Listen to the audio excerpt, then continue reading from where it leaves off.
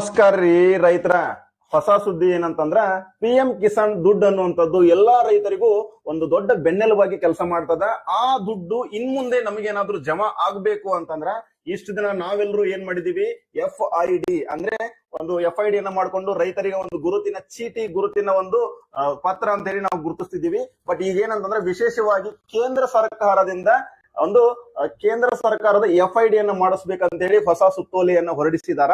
ಹೀಗಾಗಿ ಎಲ್ಲಾ ರೈತ ಬಾಂಧವರು ಕಡ್ಡಾಯವಾಗಿ ಅವರು ಹೊಸದಾಗಿ ಮತ್ತೆ FID ಅನ್ನ ಮಾಡಿಸಲೇಬೇಕು.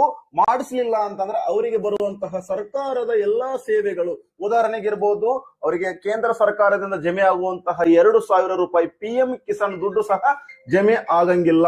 ಆ ಕಾರಣಕ್ಕೋಸ್ಕರ ರೈತರಲ್ಲಿ ವಿಶೇಷವಾಗಿ ಮನವಿ ಮಾಡೋದು ಏನಂತಂದ್ರೆ, ನೀವೆಲ್ಲರೂ ಸಹ ಕಡ್ಡಾಯವಾಗಿ ಸೆಂಟ್ರಲ್ ಫಾರ್ಮರ್ ID ಯನ್ನ ರಿಜಿಸ್ಟ್ರೇಷನ್ ಮಾಡಿಕೊಳ್ಬೇಕು. ಅದರ ಜೊತೆ ನಿಮ್ಮ ಮೊಬೈಲ್ ನಂಬರ್ ಅನ್ನು ಸಹ ಅಪ್ಡೇಟ್ ಮಾಡಬೇಕು. ಅದರ ಜೊತೆ KYC ಅನ್ನು ಸಹ ನೀವು ಕಂಪಲ್ಸರಿ ಮಾಡಬೇಕು. ಅದಾದ ನಂತರ ಸರ್ಕಾರಕ್ಕೆ ಒಂದು ಡಿಕ್ಲರೇಷನ್ ಕೊಡಬೇಕು.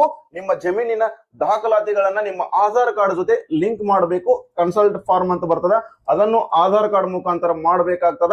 ಇಷ್ಟೆಲ್ಲಾ ಮಾಹಿತಿಯನ್ನು ಕಡ್ಡಾಯವಾಗಿ ನೀವು ಸರ್ಕಾರಕ್ಕೆ ನೀಡಬೇಕಾಗ್ತದ.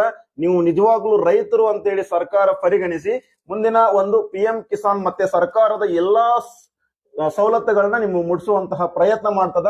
ಇದನ್ನ ಹೆಚ್ಚು ರೈತ